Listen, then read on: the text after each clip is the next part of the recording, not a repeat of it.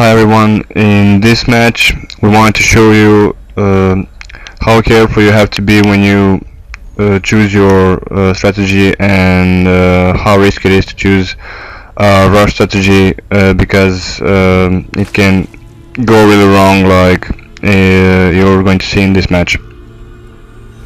The red Zerg here is going for the 13 pool build order, so the spawning pool after the 13th drone after the first overlord, and the blue Zerg is going for a 9 pool or a 10 pool strategy, so a spawning pool after the 10th drone and before the first overlord. So the blue Zerg is going for a very risky strategy. He's going to try an early Zergling rush, and you're about to see how it can go really wrong. Now this is a qualification match actually, and you can assume that both of these players are not pros, but the blue Zerg player has done a number of things that have contributed to his loss, and I'm going to try and point them out to you as the match goes on. The Zerglings are about to hatch, and the blue Zerg is going to go in the offense. But you might notice that the red Zerg's overlord is inside his base. He has seen the Zerglings hatch and move out of the base, so he can actually assume quite accurately that the blue Zerg is going for an early rush. The distance between the two bases is quite far, so the red Zerg has quite enough time to build the 6 Zerglings of his own and counter the rush.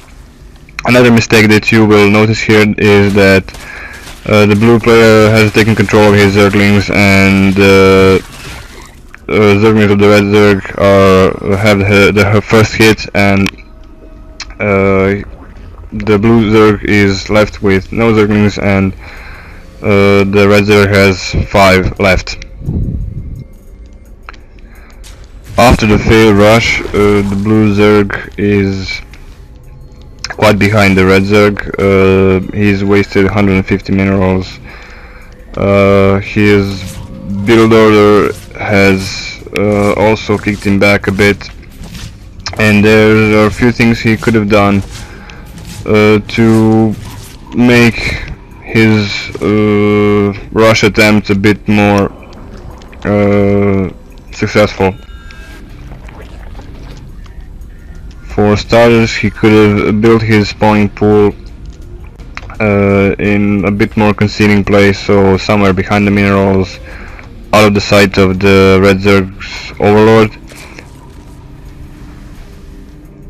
Then, after his Zerglings were revealed by the red Zerg's overlord, he could have made some more Zerglings so that the red Zerg cannot make the same amount while the blue Zerglings are traveling the distance between the two bases.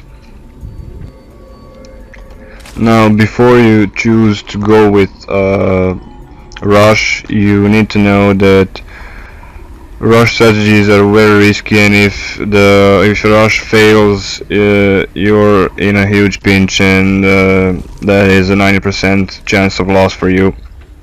Now, if the red Zerg had gone with an early hatchery or some fast tech strategy, the blue Zerg's rush might have been successful, but in this case he's way behind the red Zerg, and he's going to lose in minutes. He's going to try to prolong the loss by building some spine crawlers, but you'll see in a minute that a failed rush is really hard to get out of. Also, if you pay some attention to the number of the drones each player has, the Red Zerg has almost twice the number of the drones the Blue Zerg has. He also has a roach warren, so he's already building roaches, a hatchery.